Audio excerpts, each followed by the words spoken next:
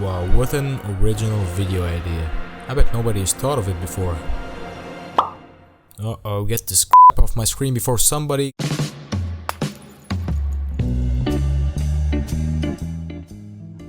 Hello everybody, how's it going? I'm your host Rupen from Jammed, and today we'll be discussing originality in design. If you're new to my channel, I do a lot of tips, tutorials and talks for designers, so don't forget to check it out. So what is originality, and why is it important in design? Originality is basically coming up with an idea that nobody else thought of before. Being completely original, quote unquote.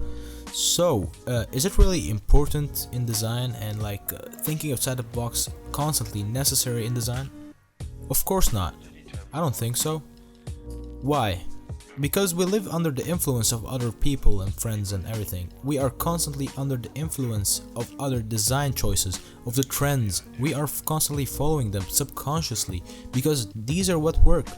These are what people need to see. So you are building this visual library constantly on the move. You are constantly being influenced by others around you. You see their style, you pick it up and apply it to your own. So when you're outside, you constantly are building reference in your head from what things look like. For example, if you're told to draw a dog all of a sudden, you draw a dog. Why? Because you know what a dog looks like, you see it on the streets, you have one at your home probably. So you know, even if you draw a really shitty dog, the main difference between you and someone who draws a proper dog is him having the stronger reference. He probably made this entire Photoshop document about pictures of dogs to see what they look like and understand their anatomy really good. This is why he draws better than you. This is why he's a more successful artist, because he's not seeking originality. He is drawing and building upon reference, while you are drawing from your blurry reference about seeing a dog. Yeah, they have a mouth, they have 2 legs or 4 legs, I don't remember. You get the idea. So it is important to realize that we live under the influence of everything, our friends, traditions, etc. everything. This is why, if you think about it, next time you see a group of friends, notice how alike they are and you will understand what I'm talking about. Which proves how friends are really influenced by one another, let alone the tradition or everything like that. You are subconsciously, whether you like it or not, you're being influenced 24/7. If you don't like it, unfortunately, that's how human psychology works. That is why it's important to understand such a thought. Because once you understand it, you understand that referencing work is not actually stealing. You're just building up your visual library in order to execute it better. That will hopefully make other people feel the emotion you want to evoke in them. So basically, you're not stealing. You're just clearing out the blur. So let's say you want to make a good mountain, a drawing of a mountain or something. And you know what a mountain looks like. It has peaks and it has a lot of different things in it, like colors, white, gray and all that. But what you might not know is the amount of contrast, the rocky texture in it and all that, because you don't see the details and stuff sometimes. And when you clear the blur from the stuff you want to see, you will clearly have a path that you want to walk on. You will know that a mountain looks like that, and it will help polish your work. And why you need to polish your work? Because people like beautiful stuff. Whether you like it or not, people are always gonna tend to lean towards the beautiful stuff and the better quality. You know what I'm saying? And how you get better quality is by accepting that originality doesn't really exist anymore, unless in certain cases it does. Like yourself, you're probably an original person, a unique person.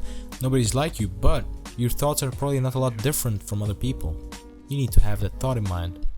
This is why a designer who has seen more is going to produce better work, not because he's original or anything, just because he has seen more.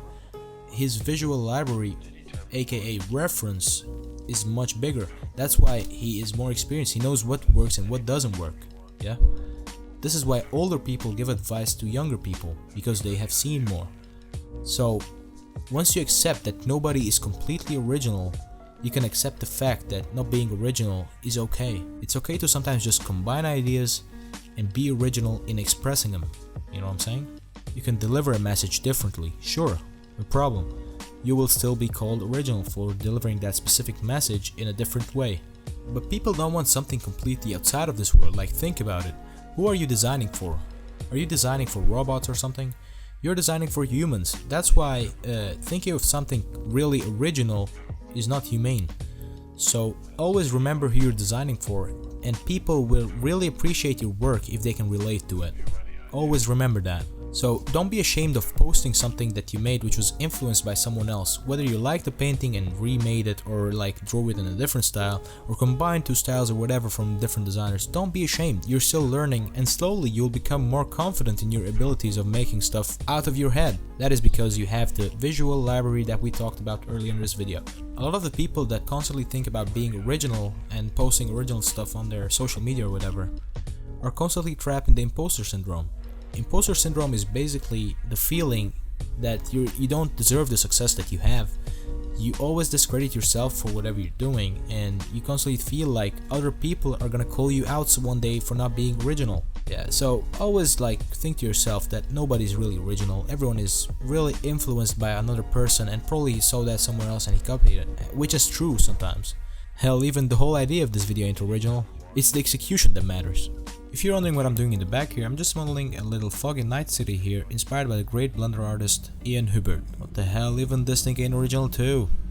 Alright, did you find this video helpful? Leave a like and share this video with your friends who find it useful, and let me know what do you think about originality. Leave your comments down below and don't forget to subscribe so you don't miss any of the jam talks. See you in the next one.